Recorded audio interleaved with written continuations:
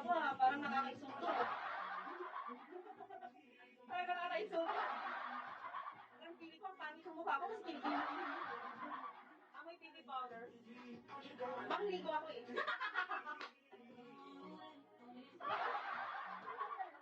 Hindi ako nagaganyan ng powder sa kinikili ko. Mabango talaga. Mabango talaga. Hindi ko ma-explain yung amoy, basta mabango siya. Kaya,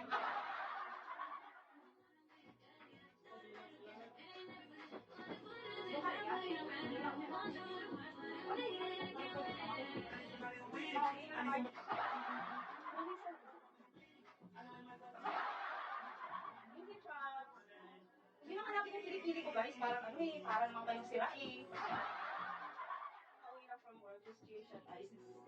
O, yung sinabi mo sa akin ha, kalaboy ha. O, unahan tayo ha, kung sino unang malasing ha. Ilan natin gagawin yun. Oo, walang mag-aano sa atin dalawa kasi pareho naman tayo ng ano, single. Kaya ano. Oo.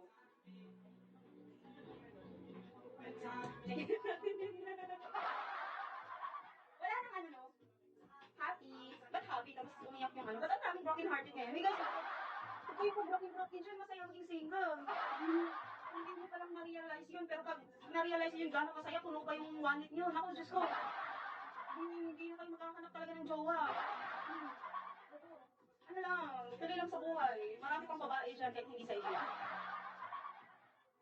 Masaya maging ano. Kayo ano siya. Hindi ikaw!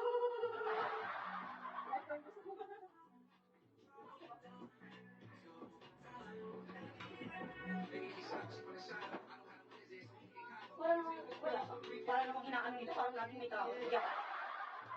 Try mong i-enjoy yung pagka-single niya. Masaya. Walang sakit ulo. Yun nga yung hinahanap-hanap natin. Walang mag-chat na, kumakain ka na, kumusta ka na, hi, housework, mga ganyan-ganyan. O, diba? Walang magaganyan sa atin. Pero masaya talaga ano, stay single, huwag nang pakuli.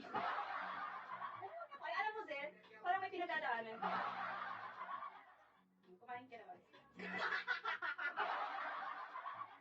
Okay, kaya nakaka-flash naman yung tanong na yan.